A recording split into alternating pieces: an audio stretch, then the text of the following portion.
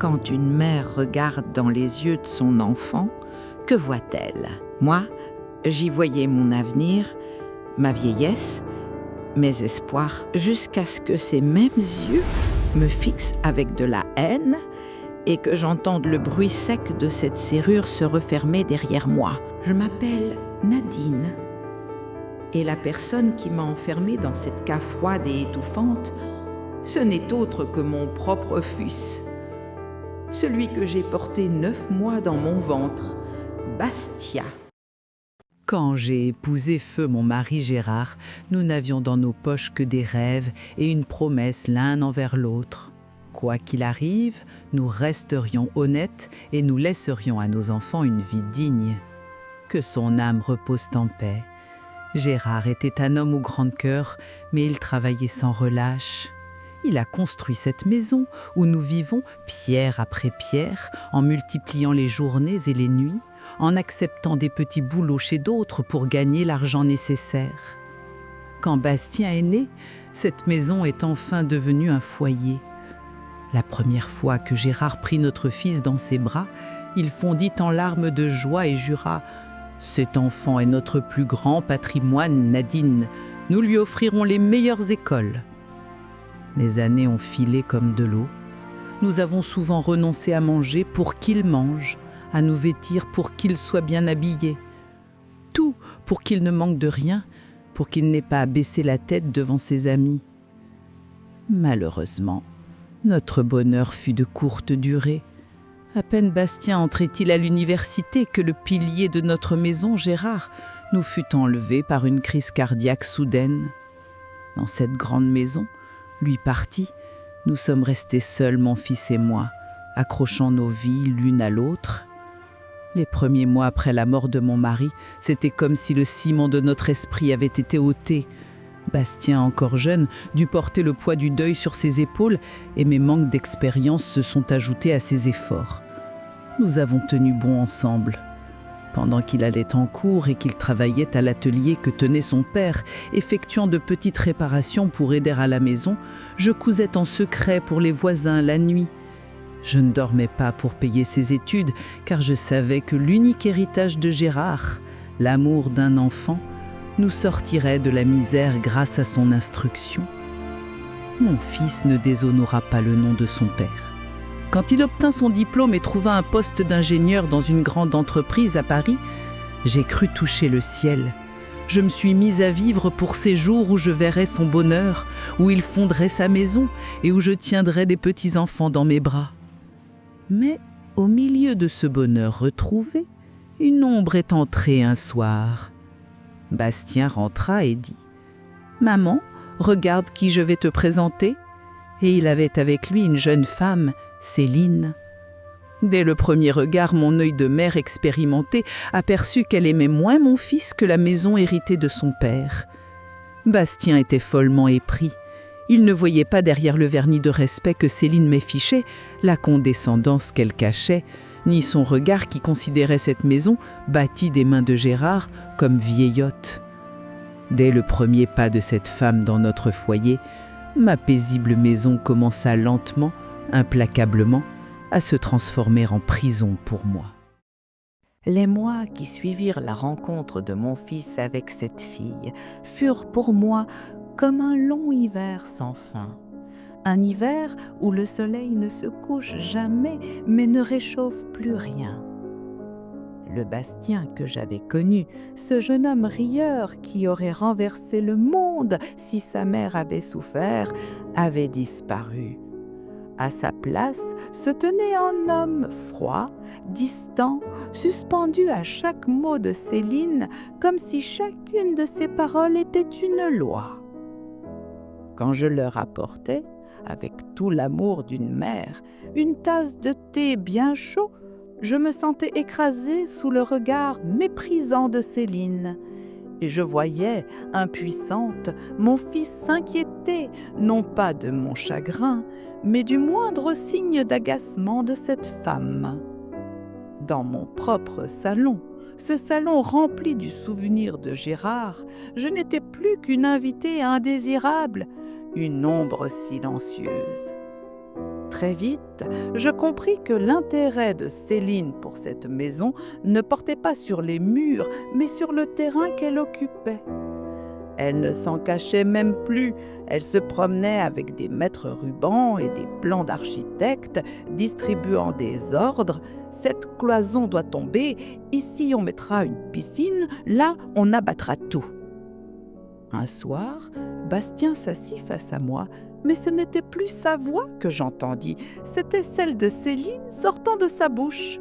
« Maman, Céline et moi allons nous marier. Nous avons décidé de vendre cette vieille maison et d'en construire une moderne, à notre image. Tu auras ta chambre, bien sûr, mais il faudra faire quelques sacrifices pour un temps. » Mon cœur s'est serré à m'en couper le souffle. « Mon fils, cette maison est l'héritage de ton père. Comment peux-tu vendre ces souvenirs ?» ai-je murmuré, mais dans ses yeux, il ne restait plus trace de compassion. Ce n'était plus mon fils, c'était la marionnette d'une femme ambitieuse, pressée d'effacer tout ce que cette maison représentait. Peu après, dans ce jardin empreint de la mémoire de Gérard, on célébra un mariage somptueux, sans que personne ne me demande mon avis.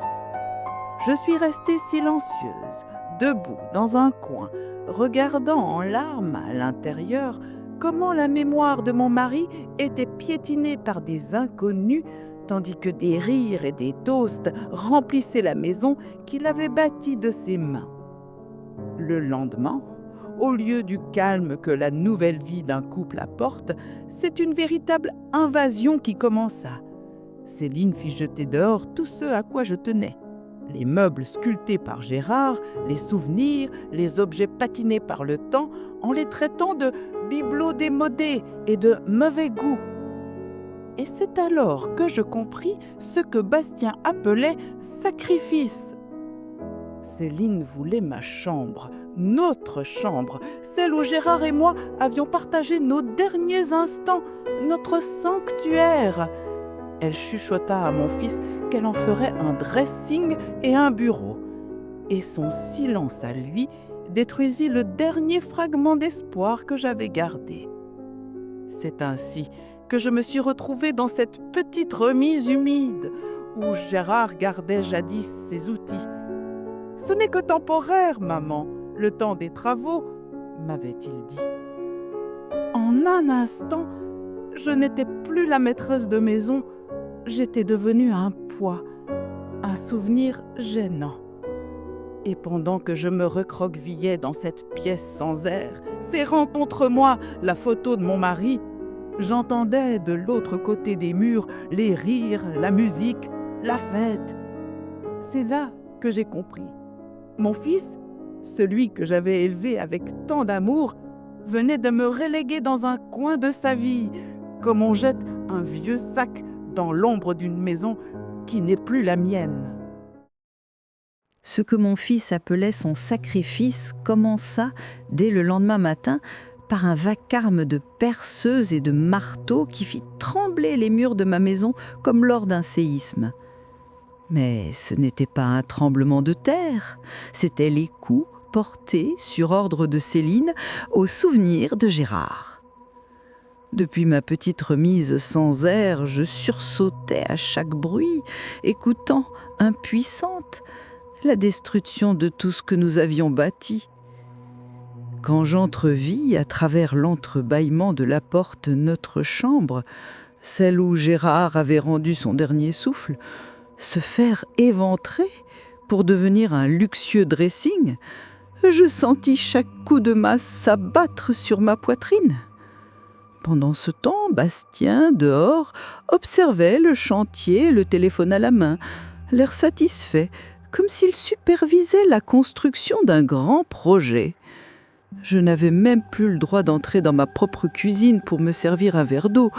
Madame Céline craignait que je ne raie son précieux marbre ou que je ne salisse son plan de travail. Désormais, on me laissait sur le pas de ma porte une carafe d'eau et, le soir venu, une assiette de restes froids venus de leur dîner luxueux. Un jour, je tentais de l'arrêter dans la poussière du chantier. « Mon fils, Qu'es-tu en train de faire? Ton père doit se retourner dans sa tombe. » Bastien évita mon regard. Il se contenta de dire d'une voix étrangère: « Maman, ce n'est pas le moment. Céline est occupée. S'il te plaît, ne reste pas dans le passage. » Et il me repoussa doucement vers ma petite chambre. Ce n'était pas la honte ni le remords que je vis dans ses yeux, mais la peur de déplaire à sa femme. La nuit, lorsque le vacarme s'apaisait, je m'allongeais dans cette pièce humide, serrant contre moi la photo de Gérard, et j'entendais leur rire résonner de l'autre côté de la maison.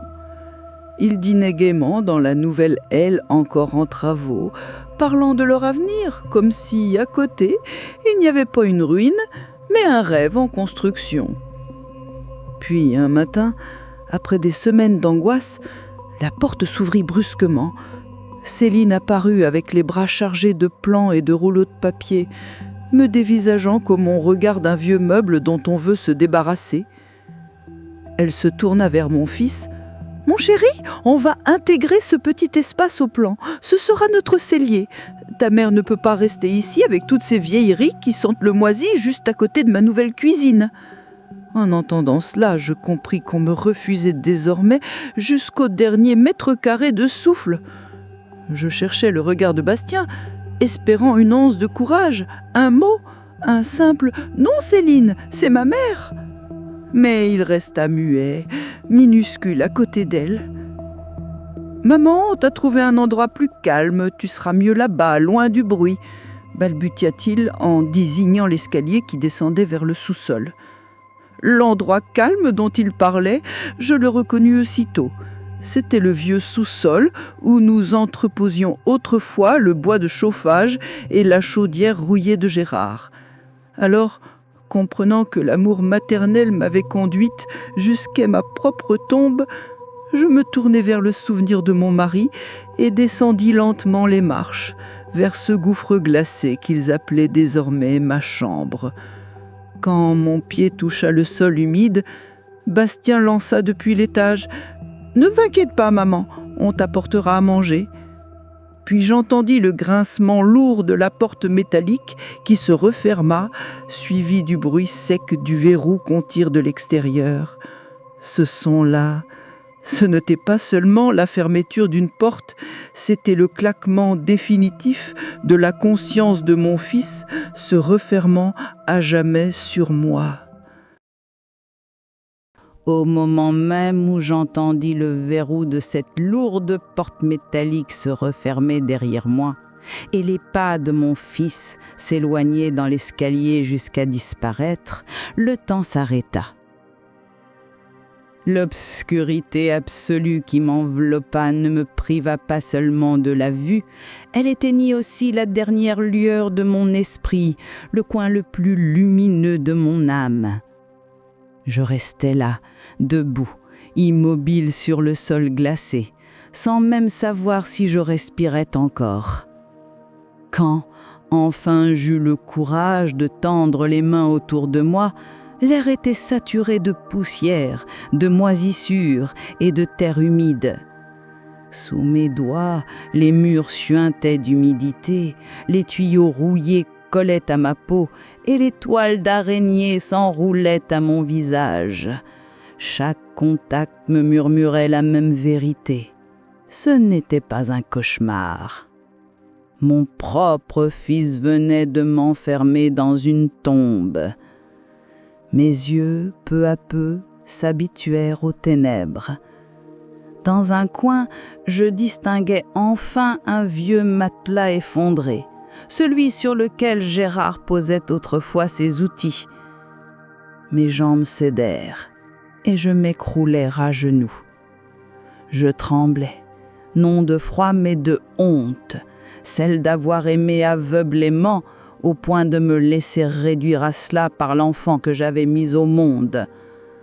Assise dans ce trou infect, cherchant un peu de chaleur dans le souvenir de mon mari, j'entendais juste au-dessus de ma tête la vie continuer.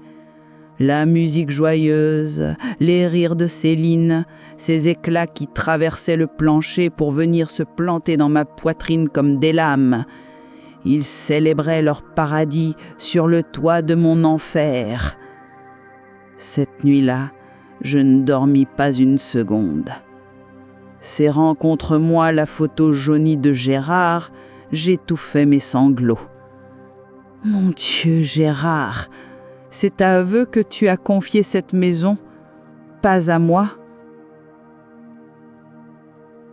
Quand la première lumière de l'aube passa à travers la minuscule grille d'aération, je compris que cette porte ne se rouvrirait peut-être jamais et que je finirais mes jours ici, prisonnière de l'indifférence de mon propre fils. Le matin suivant, celui de ma première journée dans ce cauchemar éveillé, je fus tirée de ma torpeur par un bruit sec. Une assiette de porcelaine avait été poussée sous la porte. Dedans, un morceau de pain rassis et quelques olives, des restes à peine dignes d'un chien, jetés depuis leur table opulente. Dans cet endroit sans air, où le sol sentait la terre et la rouille, le temps perdit toute signification. Je ne savais plus si le soleil se levait dehors, ni combien d'heures passaient. Le seul repère qu'il me restait était le déplacement de la pâle lueur filtrant par la grille et la morsure du vide dans mon ventre. Un jour, grelottante, épuisée, je me traînai jusqu'à la porte et me mis à la frapper de toutes mes forces. « Bastien, mon fils, ouvre-moi, je t'en supplie, donne-moi juste un peu d'eau !» Mais à mes cris ne répondit que leur propre écho, répercuté par les murs de pierre, étouffé, sinistre. Et puis tout à coup, une voix monta de l'escalier, celle de Céline, glaciale, venimeuse. « Tais-toi donc, vieille folle. Bastien ne veut plus entendre ta voix. Si tu continues à hurler, tu n'auras même plus ton pain sec. » Ces mots me percèrent plus sûrement que n'importe quel poignard. Je compris alors que même la plus infime étincelle d'espoir s'était éteinte. Je me laissai tomber sur mon matelas sale et humide, le regard perdu dans le noir. Désormais, je n'attendais plus rien, ni la pitié de mon fils, ni la lumière du jour. Seule la miséricorde de la mort pouvait encore me délivrer de ce silence glacé. À partir du moment où mes genoux se sont dérobés devant cette lourde porte de fer et où le silence a suivi les menaces de Céline, le temps, pour moi, s'est détaché du calendrier du monde. Je ne comptais plus ni les jours, ni les semaines. Je vivais seulement au rythme de la faim qui tordait mes entrailles et de la pâle lueur qui glissait lentement le long du mur, filtrant par la minuscule ouverture d'aération. À mesure que mes yeux s'habituaient à l'obscurité, mon esprit commença à me trahir. Pour me consoler, ou peut-être pour m'entraîner vers la folie, il se mit à me jouer des tours cruels. Parfois, en appuyant mon dos contre le mur humide, je croyais voir apparaître l'ombre de Gérard, debout, devant moi, me regardant avec ce sourire plein de tendresse. Alors je murmurais « Oh, Gérard, les rêves que nous avions pour notre fils se sont effondrés et c'est moi qui en porte les ruines. » Tandis que je restais là, blotti sur le sol glacé, serrant la photo de mon mari et rêvant d'un simple morceau de pain, les bruits de leur nouvelle vie filtraient à travers le plafond. Les tintements des verres, les ordres de Céline à ses invités, les éclats de rire forcés de Bastien, tout se mêlait pour se répercuter sur les murs de mon tombeau et déchirer encore un peu plus ce qu'il restait de mon cœur. Survivre, grâce à ces miettes jetées sous la porte sans savoir quand elles viendraient, faisait dépérir mon corps jour après jour. Ce même corps qui autrefois préparait des repas pour mon mari et élevait mon fils n'était plus qu'une carcasse étendue sur un matelas humide. Le froid me rongeait jusqu'aux os et à chaque respiration, la douleur dans ma poitrine me rappelait que la fin approchait.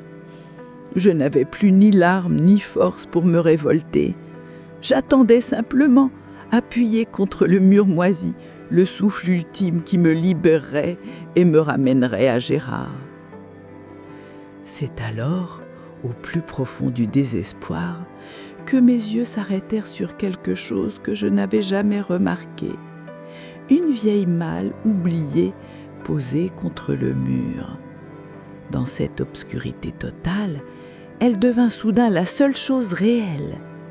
C'était l'une de ces coffres que Gérard gardait au cas où un jour, disait-il.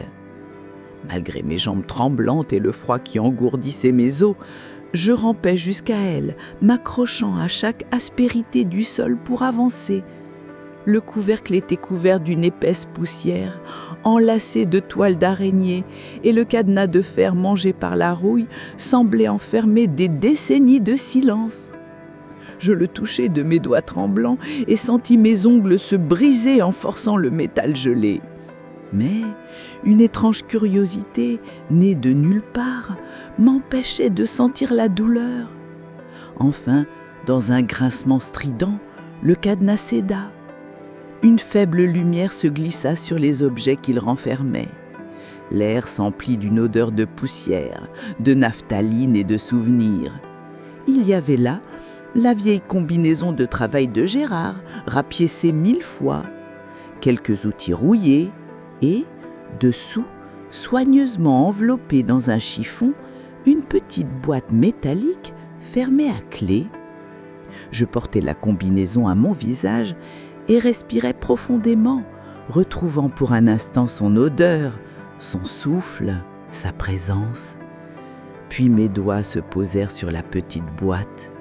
Je ne l'avais jamais vue, et pourtant, elle avait été cachée là, dans notre maison, à l'abri de moi, de tout le monde.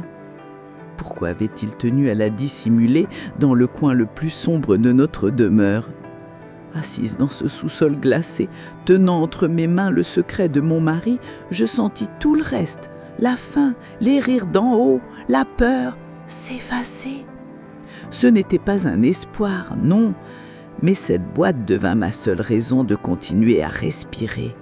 C'était le dernier mystère que Gérard m'avait laissé, et, quoi qu'il contienne, je devais l'ouvrir, même si c'était la dernière chose que je ferais. La petite boîte de fer que je tenais dans mes mains était glacée, comme si le froid même du sous-sol s'y était figé. Mes doigts, engourdis par la faim et la fatigue, tentaient en vain de forcer le minuscule cadenas qui en scellait le couvercle. Le métal grinçait contre le métal, sans céder. Le secret de Gérard, mon mari défunt, semblait scellé pour l'éternité dans cette boîte misérable. Quand je compris que mes mains n'en viendraient pas à bout, mon regard se posa de nouveau sur le fond du vieux coffre, là où reposaient, sous la combinaison usée de mon mari, quelques outils rouillés. Peut-être que la réponse à ce mystère se trouvait là, dans ce qu'il m'avait laissé sans le savoir, son vieux tournevis aux manches fendues, ce compagnon fidèle de ses journées de labeur. Tremblante, grelottante, je pris l'outil et introduisis sa pointe dans la serrure de la boîte. Je forçai, encore et encore, la utilisant comme un levier. Chaque tentative échouée faisait résonner un cri métallique dans cette tombe de béton, et ce bruit amplifiait mon désespoir. Puis, au moment précis où je tentais une dernière fois, sentant le couvercle céder d'un souffle, la voix de Céline retentit juste au-dessus de moi. Elle parlait à Bastien du lustre somptueux qu'il venait d'acheter, et son rire strident déferla jusqu'à moi comme une gifle. Ce rire, c'était la preuve vivante que, tandis que je mourais ici, il vivait au-dessus de ma tête, insouciant et heureux. Cette rage mêlée à ma douleur me donna une force que je ne me soupçonnais plus. Je poussai de toutes mes forces, et dans un fracas, le cadenas rouillé se brisa. Le couvercle s'ouvrit, libérant une odeur de poussière, de moisissure et de temps figé.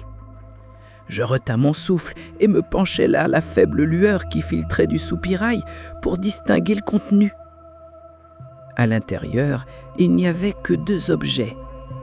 Une feuille de papier jauni, pliée plusieurs fois, et une petite clé étrange dont je ne pouvais deviner l'usage. Je sentis mon cœur se rêter net. Mes doigts tremblants effleurèrent le papier. Une lettre ? Une reconnaissance de dette ? Un testament ? Je ne savais pas, et la peur se mêla à la curiosité lorsque je dépliai lentement le document. Sous la faible lumière, je découvris qu'il ne s'agissait pas d'une lettre, mais d'un ancien livret bancaire. La couverture était ternie, l'encre presque effacée. Et là, sur la première page, figuraient nos 2 noms, Gérard et Nadine. J'en oubliais la clé. Mes yeux se mirent à parcourir les pages du livret, et lorsque je parvins à la dernière ligne, à la case du solde, le sang se glaça dans mes veines. Le chiffre inscrit là défiait toute raison.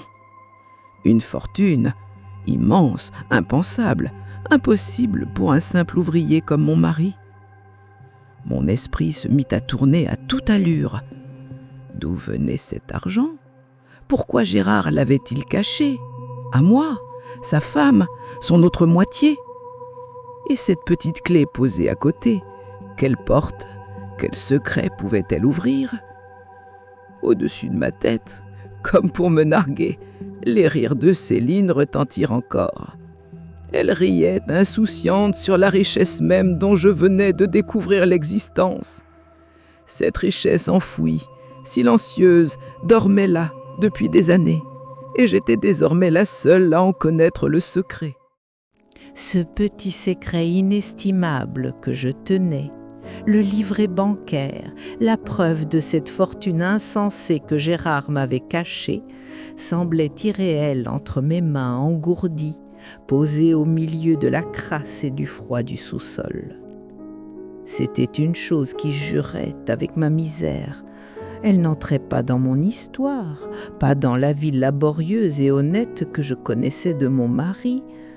Comment avait-il pu, lui, l'homme qui rapportait le pain au foyer au prix de son front en sueur, cacher une telle somme à sa femme, à sa compagne de 40 ans ? Cette découverte bouleversa tout. Les plus beaux souvenirs partagés avec lui se couvrirent soudain d'un voile de doute. Mes yeux quittèrent le livret et se posèrent sur la petite clé rougeoyante de rouille restée au fond de la boîte. Je sus alors avec une certitude glacée que le secret de Gérard ne se limitait pas à ce compte en banque. Peut-être que le vrai trésor ou la vraie menace se trouvait derrière une porte qu'ouvrait cette clé. Au même instant, les éclats de rire de Céline montèrent du dessus de ma tête, moqueurs et insouciants. Une idée frappa mon esprit comme un éclair. Cet argent n'était peut-être pas seulement l'héritage de Gérard, mais mon moyen de sortir de là, l'arme silencieuse que j'utiliserais contre ces sans-cœurs. Le froid et la faim, qui jusque-là avaient paralysé chaque fibre de mon être, semblèrent s'atténuer. Je n'étais plus la pauvre Nadine couverte de saleté qui attendait la mort dans la cave. J'étais la gardienne d'un secret, la dépositaire d'une richesse cachée. Et pour cela, je devais vivre. Je devais sortir, découvrir la vérité et réclamer ce qui nous revenait. Le livret et la clé contre ma poitrine me redonnèrent une force nouvelle. Les restes qu'on me jetait sous la porte, ces miettes et ces plats froids dont je ne voulais même pas, cessèrent d'être une humiliation. Ils devinrent le petit carburant qui me tiendrait debout jusqu'à ma délivrance. J'arrêtai de pleurer. J'observais la cave avec une attention nouvelle. Chaque mur, chaque passage pour les tuyaux rouillés, même la minuscule grille d'aération au plafond, tout pouvait receler une faille, un point faible qui me permettrait de m'échapper. Mais plus que la source de l'argent, c'était cette petite clé au bout de mes doigts qui me taraudait. Elle me disait que la fortune de Gérard n'était peut-être pas seulement une somme dormante à la banque, il avait pu cacher quelque chose dans la maison même, derrière une porte, dans un meuble, une cache qui m'était encore inconnue. Désormais, je n'écoutais plus leurs pas comme une victime hébétée. Je les avais transformés en instruments d'observation. À chaque bruit, je notais quand ils quittaient la maison, quand ils revenaient, à quelle heure la maison s'endormait, pour repérer le moment où je pourrais agir. Très vite, la réalité m'apparut sans appel. Je ne pourrais pas sortir d'ici en défonçant ce mur ni en forçant cette porte. La seule issue réaliste était d'exploiter leur inattention ou de les amener par quelque stratagème à venir ouvrir ce verrou. Et si l'argent restait la clé de ma survie, il fallait que je prépare mon plan, ici et maintenant. Au lendemain de cette journée interminable, lorsqu'un nouveau plat de reste vint s'ajouter, poussé sous la porte au pain rassis que je n'avais pas touché la veille, je compris à quel point Céline méprisait mon silence. Elle croyait sans doute que j'allais céder, que la faim me ferait implorer. Mais malgré la brûlure au creux de mon ventre et la faiblesse qui faisait tourner ma tête, je demeurais immobile dans l'ombre, sans un geste. Mon corps me suppliait d'abandonner. Même serrer la photo de Gérard contre mon cœur me demandait un effort surhumain. Pourtant, mon esprit, affûté par la présence du livret bancaire caché contre ma poitrine, restait d'une clarté tranchante. Je savais que, dans cette guerre muette, mon silence serait une arme plus puissante que leurs cris. Quand le soir du deuxième jour tomba, le calme d'en haut se brisa soudain.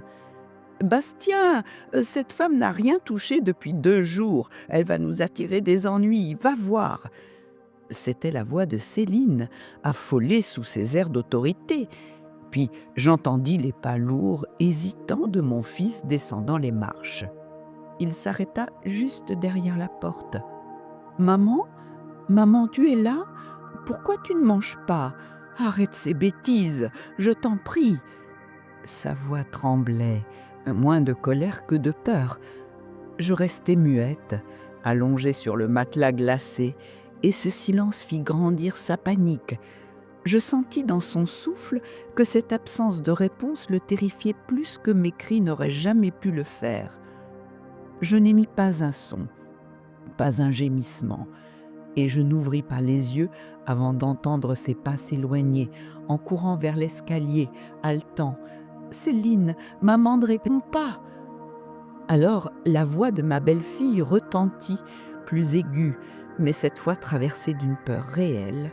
« Comment ça, elle ne répond pas ? Bastien, si elle est morte là-dedans, on est fichu. Ouvre cette porte, vite !» Ce fut la récompense silencieuse de ma résistance. Pour la première fois, la peur changeait de camp. Et puis, après un grincement interminable, un son que je n'avais plus entendu depuis ce qui me semblait une éternité me transperça, celui de la clé tournant dans la serrure. Mon cœur se mit à battre si fort que j'eus l'impression qu'il allait fendre ma cage thoracique. La porte s'ouvrit lentement, dans un vacarme assourdissant, et une lumière blanche inonda le sous-sol, me brûlant les yeux. Dans l'encadrement, 2 silhouettes se découpèrent, floues, presque irréelles. Mes yeux, habitués aux ténèbres, ne pouvaient distinguer leurs visages, mais je savais que c'était mon fils et sa femme. Je sentais la panique, la culpabilité, la peur qui les traversait rien qu'à leur posture. Allongé sur le matelas sale, immobile comme un corps sans vie, je les laissais croire que j'étais morte. « Maman, maman, qu'est-ce que tu t'es fait ? hurla Bastien en se jetant à genoux près de moi. Ses mains tremblaient sur mes épaules, cherchant un souffle, un signe. Mais moi, sous ma faiblesse apparente, je savais que c'était l'instant de ma renaissance. Tandis qu'il me soulevait, j'étreignis contre ma poitrine de toutes mes forces ce que je possédais encore, le livret et la petite clé. Mon corps était faible, mais mon esprit, lui, brûlait d'une certitude. Dans cette maison où on m'avait enterrée vivante, j'étais désormais la seule détentrice d'un secret, capable de renverser tout ce pouvoir qu'il croyait avoir sur moi. Tandis que Bastien me portait hors de ma tombe glacée vers la lumière éblouissante de la maison, mes yeux habitués à l'obscurité furent comme piqués par des aiguilles. La clarté me brûlait. Mon corps, affaibli par cet enfermement dans la terre humide, était aussi léger qu'une feuille et tout aussi fragile. Mais mon esprit, affûté par le secret que je serrais contre ma poitrine, était plus lucide et plus net que jamais. En gravissant les marches, j'entendais Céline derrière nous, feignant une sollicitude hypocrite. « Fais attention, Bastien, doucement, pauvre femme, elle est glacée. Laisse-moi lui préparer une bonne soupe. » Je savais très bien que ce pantomime ne venait pas de pitié, mais de sa peur sordide des conséquences si je mourais dans la cave. Je sentais le cœur de mon fils battre comme un oiseau dans sa poitrine, ses bras tremblaient sous le poids de mon corps amaigri. Il ne prononçait pas un mot, respirait à toute vitesse, incapable de soutenir le regard de la ruine qu'il avait contribué à créer. Ma mutité lui avait infligé une blessure plus profonde que n'importe quel reproche. Ils ne me portèrent pas vers la chambre que j'avais partagée autrefois avec Gérard, celle qu'ils avaient transformée en dressing, mais vers une chambre d'amis au fond de la maison, luxueuse, froide, dénuée d'âme. On m'y déposa sur un lit fait de draps propres et d'un matelas moelleux. Ce n'était pas une grâce, mais le premier pot de vin pour acheter mon silence, la première offrande pour m'empêcher de causer des ennuis. Quand Céline revint, un bol de lait tiède à la main, je serrais toujours contre moi, sous mon tricot, le livret et la petite clé. Je ne comptais plus sur leur bonté, je comptais sur ma propre volonté et sur le pouvoir que ce secret recelait. À demi ouverte, je regardais ces deux comédiens, Céline faisant sa prestation maternelle et Bastien, le visage blanchi par la culpabilité, tourner autour de moi. Le confort du lit m'offrait un repos factice. Ce n'était pas une réparation de ce que j'avais subi, juste un bouclier égoïste pour calmer leur conscience. J'acceptais à contre-cœur les soupes et les plats qu'on me tendait. Mon estomac meurtri peinait à s'habituer à la nourriture après tant d'épreuves, mais je forçais mon corps à manger. Il me fallait des forces pour sortir de cet enfer, pour percer le mystère de l'héritage de Gérard et de la petite clé. Chaque visite de Bastien était une épreuve. Il regardait ailleurs, bafouillait un « Comment te sens-tu » avec une voix qui trahissait son tremblement. Il fuyait mes yeux comme s'il y voyait une statue vivante de sa propre lâcheté. Céline, elle, gérait la scène comme une metteuse en scène. Elle cajolait, retenait Bastien en lui disant « Ne la brusque pas, elle est fragile », tout en surveillant chacun de mes gestes, évaluant si j'allais redevenir une menace pour leur tranquillité. Allongé entre ses draps immaculés, je compris que la bataille ne s'était pas arrêtée dans la cave. Elle commençait à peine.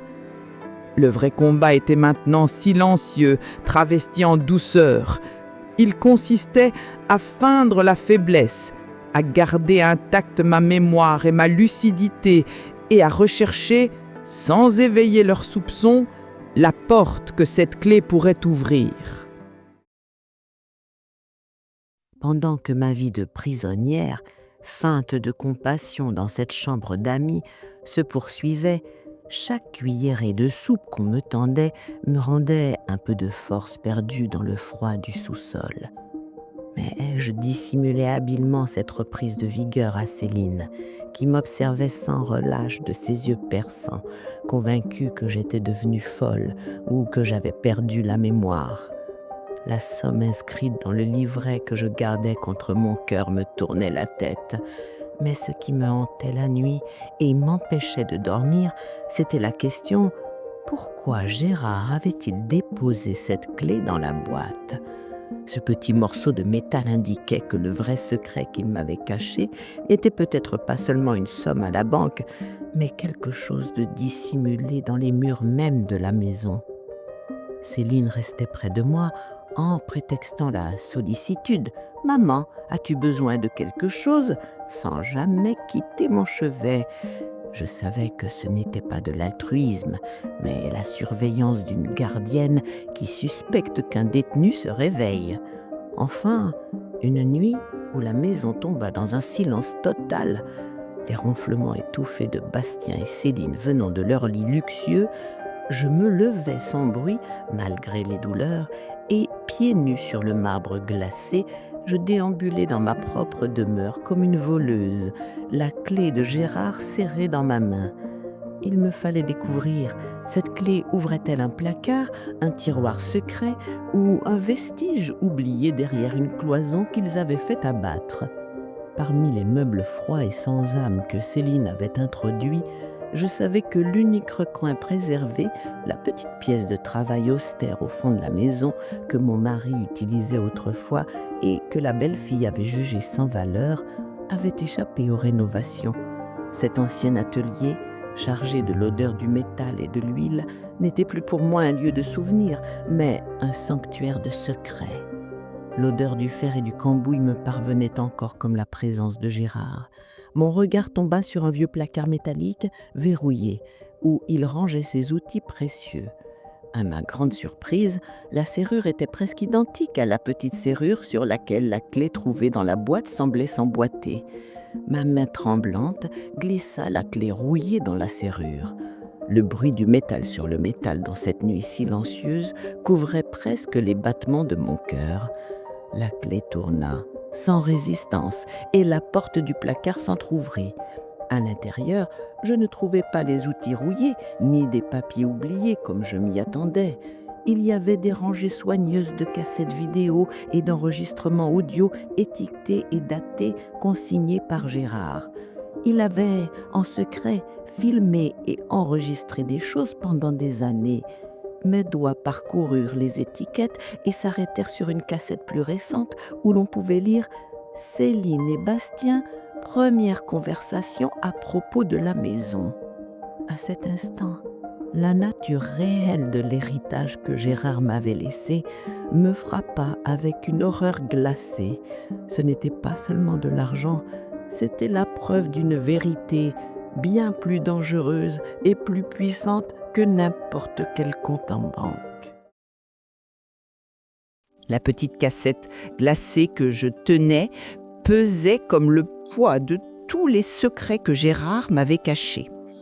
À mesure que je déchiffrais l'inscription « Céline et Bastien », la suspicion qui me rongeait se mua en une curiosité terrifiante.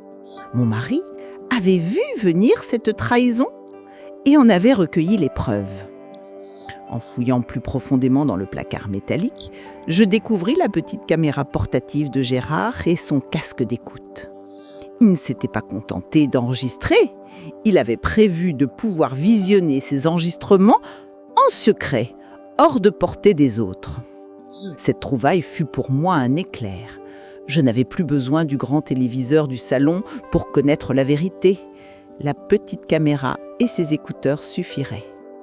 Tremblante, craignant que Bastien et Céline ne se réveillent, j'enfouis la caméra, le casque et la cassette étiquetée « Première visite » dans ma robe de nuit, près du livret bancaire déjà serré contre mon cœur. Ce poids contre ma poitrine n'était plus seulement celui de l'argent. C'était désormais la preuve de la trahison de mon fils. Rampant comme une voleuse dans les couloirs de ma propre maison, je regagnai la chambre d'invité et m'y cachai sous les draps. Là, dans ma tanière, je préparais mon esprit à regarder, pour la première fois, l'image de l'infidélité qui m'avait été infligée. Quand je pressais enfin d'un doigt tremblant le petit bouton play de l'appareil, le bruit mécanique crépita et se mêla au martèlement de mon cœur. C'était l'enregistrement de l'origine de mon enfer. Sur l'écran minuscule apparut d'abord notre ancien salon, celui chargé de souvenirs que Céline méprisait désormais. Là, sur mes fauteuils aimés, je vis Céline et Bastien assis côte à côte. Le casque plaqué aux oreilles, j'entendis la voix captée par le micro caché. La méchanceté de Céline éclata sans phare. « Bastien, je ne vivrai jamais dans cette masure, ces meubles me dégoûtent », murmurait-elle, venimeuse. Et mon cœur se fendit davantage quand j'entendis Bastien, mon fils, rire à ses outrages au lieu de défendre sa mère. « Attends, ma chérie, ce terrain vaut une fortune. Maman est vieille, elle ne comprendra pas. » Il parlait vraiment ainsi. Il complotait. Il tramait la disparition de notre foyer. Plus loin dans la cassette, Céline s'inquiète. « Et si ta mère refuse de partir, elle ne voudra pas vendre ce taudis ?» Et Bastien, d'un ton glacial qui me glaça le sang, répond « Eh bien, il y a ce grand sous-sol. Pendant les travaux, elle survivra là-bas. Qu'est-ce que ça fera ?» Je compris alors, avec une horreur totale, que ma chute dans ce trou noir n'avait pas été un accident ni un accès de cruauté soudain. C'était l'aboutissement d'un plan froidement mûri des mois auparavant. Dès l'instant où je compris que la lourde porte de fer me laissait choir, et après les menaces de Céline qui m'avaient réduite au mutisme, le temps s'est détaché du monde extérieur. Je ne comptais plus ni les jours, ni les semaines. Je ne vivais plus qu'au rythme des crampes qui me tordaient le ventre et de la pâle lueur qui glissait lentement sur le mur. À mesure que mes yeux s'habituaient à l'obscurité, mon esprit se mit à me jouer des tours. Parfois, adossé au mur humide, j'avais l'illusion de voir Gérard se matérialiser devant moi avec son sourire tendre. « Ah, Gérard !» murmurai-je. « Les rêves que nous avions pour notre fils sont effondrés et les ruines m'écrasent. » Allongé sur ce sol glacé, serrant la photo de mon mari et rêvant d'un simple morceau de pain, les bruits de leur nouvelle vie filtraient d'en haut. Tintement de couverts, ordre de Céline, rire faux de Bastien, tout résonnait sur les parois de ma fosse et multipliait ma douleur. Mon corps, qui jadis cuisait pour Gérard et élevait notre enfant, dépérissait sur ce matelas humide. Le froid s'était infiltré jusque dans mes os et chaque respiration me rappelait que la fin se rapprochait. Plus aucune larme, plus aucune force pour protester. Je m'étais résigné à tendre le souffle ultime qui me ramènerait auprès de Gérard. C'est alors, au plus bas, que mes yeux tombèrent sur une vieille malle, oubliée contre le mur. Une malle que Gérard gardait au cas où. Malgré mes jambes engourdies, je rampais jusqu'à elle. Le couvercle était recouvert de poussière et de toiles d'araignée, le cadenas rongé par la rouille. Mes doigts tremblants forcèrent le métal, mes ongles se brisèrent, mais une curiosité soudaine m'empêchait de sentir la douleur. Quand enfin le cadenas céda, une faible lumière révéla l'intérieur, la vieille combinaison de travail de Gérard, quelques outils rouillés et, soigneusement enveloppée, une petite boîte métallique fermée à clé. Je pressai la combinaison contre mon visage, respirant son odeur une dernière fois, puis mes doigts se refermèrent sur la petite boîte, un objet que je n'avais jamais aperçu, caché là depuis des années, à l'abri de tous. Cette boîte me donna une raison de tenir. Elle ne promettait peut-être pas l'espoir, mais elle m'offrait une distraction, un dernier mystère de Gérard que je devais percer, coûte que coûte. Je compris alors que je n'étais plus la misérable Nourten abandonnée au fond d'un trou. J'étais la gardienne d'un secret, d'un livret, d'une clé, et je devais survivre pour le révéler et réclamer justice. Le matin qui suivit la découverte du projet de tutelle, Bastien et sa femme m'installèrent dans la voiture avec une attention feinte, comme s'ils transportaient un objet précieux mais délabré, moi. Dans les yeux de mon fils se lisait la culpabilité et le soulagement égoïste d'un enfant qui sait qu'une mère folle ne pourra ni lui demander de compte, ni contester ses actes. Pendant tout le trajet, bien que ce fût la première fois depuis des mois que je voyais le dehors, les maisons, les gens, je gardais mon rôle, regarder par la vitre d'un regard vide, faire semblant de n'avoir rien compris. Sous mon manteau, serré contre mon cœur, le livret de Gérard et la petite clé étaient mon ultime pari, mon courage muet. Dans la salle d'attente de cette clinique privée huppée où il m'avait mené, Céline s'en alla devancer notre entrée dans le cabinet du médecin, murmurant des mensonges sur mon état. Elle est restée dans la cave, traumatisée, elle délire, pour orienter la doctoresse. J'entendais Bastien trépigner, tendu, comme un enfant pris entre la peur et la honte. Le plan de Céline était clair. Obtenir un rapport qui me déclarerait incapable, leur ouvrant la voie pour s'emparer de la maison et de la fortune cachée. Ma folie deviendrait la garantie de leur avidité.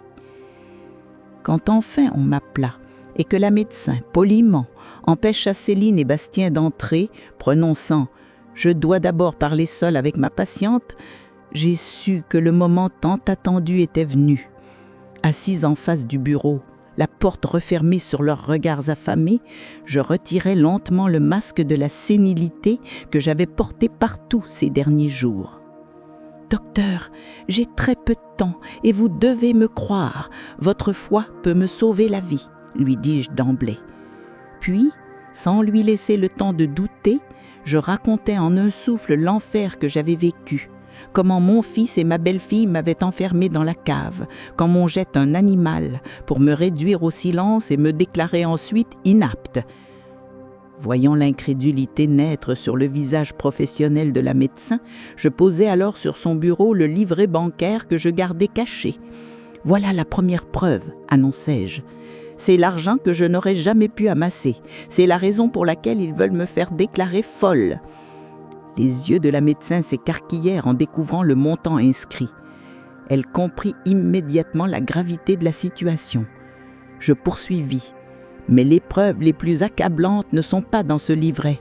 Elles sont chez moi, dans les enregistrements que mon mari a faits, des vidéos et des cassettes où il planifie de vendre la maison et de me reléguer au sous-sol. Je pris alors sa main et ajoutai, avec toute la force qu'il me restait, « Aidez-moi, s'il vous plaît.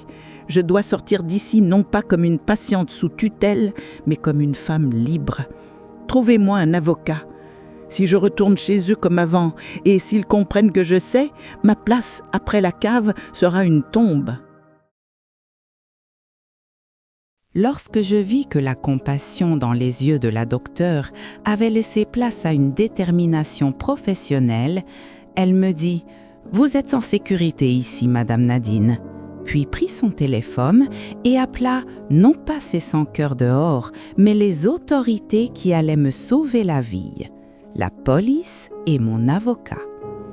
Quand je sortis du cabinet, non plus comme une patiente, mais comme l'unique héritière de la fortune de mon mari et de ma propre vie, Bastien et Céline, qui attendaient dans la salle pour récupérer mon certificat de folie, restèrent figés de stupeur en me voyant débarquer aux côtés de 2 policiers. Leur sourire avide se figea sur leur visage, tandis que Céline s'écriait « C'est un malentendu, ma belle-mère n'est pas dans son état normal ». L'avocat tendit aux agents les cassettes vidéo sorties du placard secret de Gérard, des enregistrements où la trahison de mon fils était prouvée de sa propre voix. Ces preuves brisèrent sur le champ tous leurs mensonges. Bastien, mon fils chéri, s'effondra à genoux dès qu'il entendit de sa propre bouche les plans d'avoir m'enfermé au sous-sol. Mais ce repentir était désormais sans valeur. Les policiers menottèrent mon fils et sa femme à la sortie de cette clinique huppée, sous les chefs d'accusation d'enlèvement et de traitement inhumain. Pour ma part, serrant entre mes doigts la petite clé rouillée que Gérard m'avait laissée, je les regardais s'éloigner. J'avais récupéré ma fortune, j'avais récupéré ma maison, mais surtout, j'avais reconquis l'honneur et la justice que je croyais perdus dans l'obscurité glacée de ce sous-sol. Pour moi, tout repartait désormais à zéro.